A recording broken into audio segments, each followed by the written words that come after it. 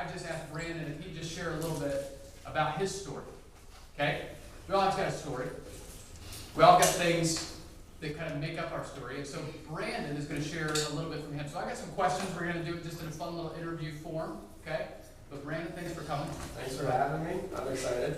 I'm a little nervous because... well, I'm nervous too. I'm usually in your seat interviewing. That's what I was... See, that's why I'm nervous, is because you're usually the interviewer. So I feel like you're going to grade me or you're going to, like, critique me. Not too much, I promise. Okay, all right. And because, tell us a little bit about your personal life and even maybe some of that, just in terms of you being an interviewer. So just tell us a little bit about your personal life, who you are, and all of that. Well, as you guys know, my name is Brandon.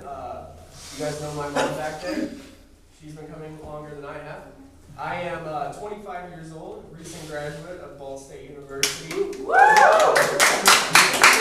sister graduated this year. She actually just graduated like a couple days ago.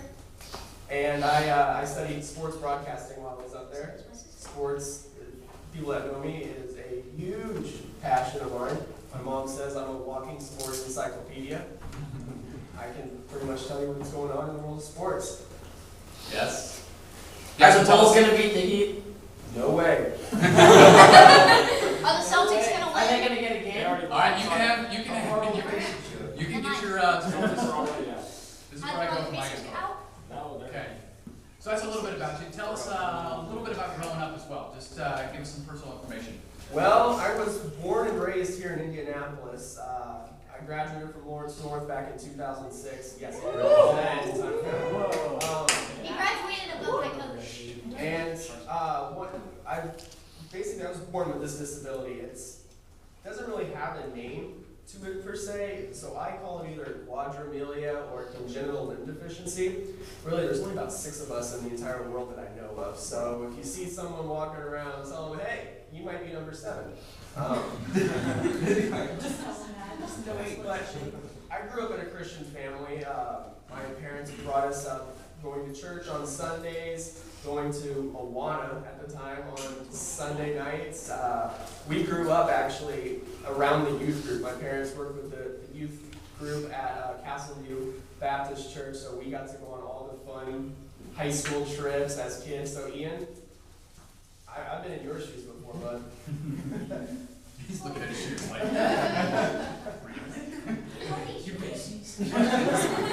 But one of the things that growing up that my parents made sure they instilled in me was that despite my disability, I was no different than anybody else. They always made sure that I was in the same classrooms as everybody, that I played sports as the same as everybody. I played baseball at my church. I used to play soccer. Well, I quit playing soccer when when they would kick, they're beating it up right out my nose. So it was time to leave that one aside.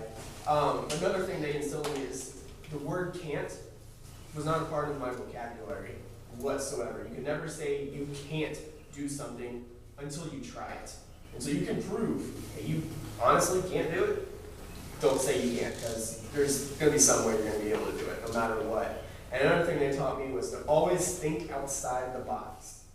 Just because everybody's doing something one way doesn't mean you can't do it another way. For me, like brushing your teeth. You do it one way, but I can go about it a different way, but it might take me longer, but I'll still get to the same end point as that you have gotten there. So that's always thinking outside of the box, being creative. so cool. And being creative, thinking outside the box, not having the word can't in your vocabulary. That's the biggest one. So I haven't known you super long, but from the time that I have known you, I've been amazed at some of the things that you have done, some of the things that you have accomplished. Share with our group that may not know just some of your biggest accomplishments, some of the things that you're really proud of. Well, one of the biggest things, I graduated from college. Beyond that is someone with a disability moving away from home and where you have so much help and they're doing different tasks every day. Moving away from home to where it's just you and your peers. I was living with my best friend for 3 years up at Purdue before I transferred to Ball State. So that was something that my parents were worried about, that I was worried about, but I figured out how to do it. I didn't say I couldn't do it, so I went out and I did it. And like I said, sports is a big part of me. I'm very competitive.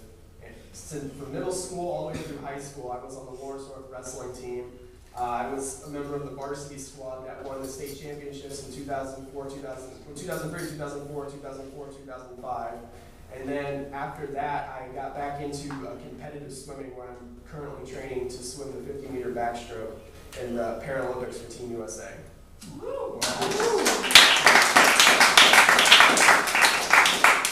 one of the most recent accomplishment is I got a job. Rock on! Which is big. Student loans are coming, and I have a way to pay them. That's awesome. That's awesome. And you are in the process. Oh, that's right. I am in the process of getting my driver's license. I will be a licensed driver by the end of the month of May. So, and then I'll get my van probably around August or so, because you have to completely build it from scratch. So, if you see me driving around in August, you might want to pull off to the side of the road, because I'll be driving with 2 joysticks. It's going to be a big video. That's awesome. Awesome. Wait,